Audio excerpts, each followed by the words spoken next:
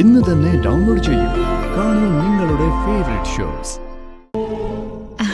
സിനിചിച്ചി, madam എന്തിനാ എന്നെ വിളിപ്പിച്ചേ? Mama അകത്തുണ്ട്, കൃഷ്ണ വരൂ.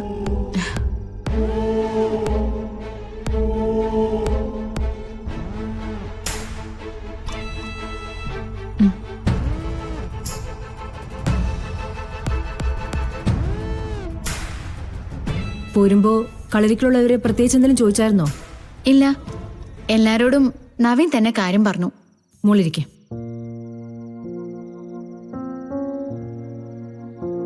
എന്തിനാ മേഡനെ വിളിപ്പിച്ചേ? നാളെ ഗാഥയുടെ കാലിലെ പ്ലാസ്റ്റർ എടുക്കും. അത് കഴിഞ്ഞാ നിനക്ക് ശ്രീനിവാസിന്റെ അടുത്തേക്ക് പോകാനായിട്ട് തടസ്സമൊന്നുമില്ല. രാവിലെ നമുക്ക് ഒരുമിച്ച് പോവാം. കൃഷ്ണയെ അവിടെ ആക്കിയിട്ട് ഗാഥമ്മളുമായിട്ട് എനിക്ക് തിരിച്ചു പോരാം. ശരി മേഡം. പക്ഷേ എനിക്കൊരു അപേക്ഷയുണ്ട്. എന്താ? ഇനി ഒരിക്കലും കളരിക്കലേക്കോ നവീന്റെ മുന്നിലേക്കോ പോവാൻ എന്നെ നിർബന്ധിക്കരുത്. എന്തവസ്ഥയുണ്ടെന്ന് പറഞ്ഞാലും എന്നെ നിർബന്ധിക്കരുത്. ഒരാളെ വിഡ്ഢിയാക്കുന്നതിന് ഒരു പരിധിയില്ലേ? ദൈവങ്ങൾക്ക് മുന്നിൽ പോലും മാപ്പ് കിട്ടാത്ത കാര്യ ആ പാവം നവീനോട് ഞാൻ ചെയ്യുന്നേ. ഞാനായിട്ട് കുറെ മോഹങ്ങൾ ഉണ്ടാക്കി കൊടുക്കാം. ഗാഥ അവിടെ ചെല്ലുമ്പോ അതെല്ലാം തല്ലി തകർക്കാം. ഈ ആൾമാറട്ട് ഒന്നും അറിയാതെ എന്താണ് തന്റെ കൂടെയുള്ളവൾക്ക് പറ്റിപ്പോയതെന്ന ടെൻഷനിലാ ആ മനുഷ്യൻ. എനിക്കിനി വയ്യ മേഡം. ഓക്കെ, നിന്നെ ഞാൻ ഇനി ബുദ്ധിമുട്ടിക്കില്ല.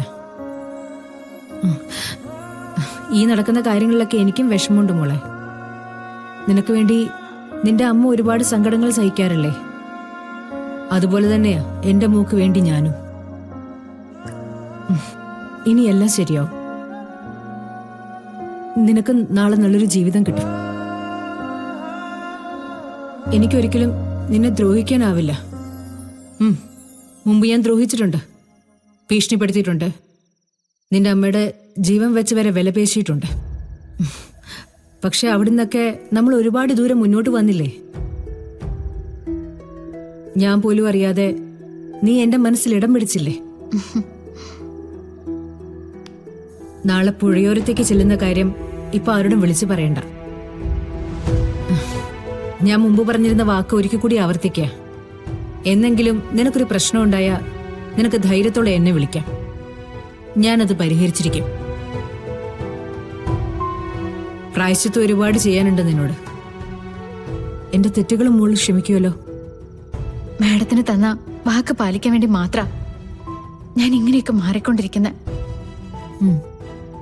എന്റെ അമ്മയെ മാഡം മനസ്സിലാക്കാത്തതിൽ എനിക്ക് സങ്കടമുണ്ട്. പക്ഷെ മാഡത്തിനോട് എനിക്ക് വെറുപ്പൊന്നും തോന്നിയിട്ടില്ല.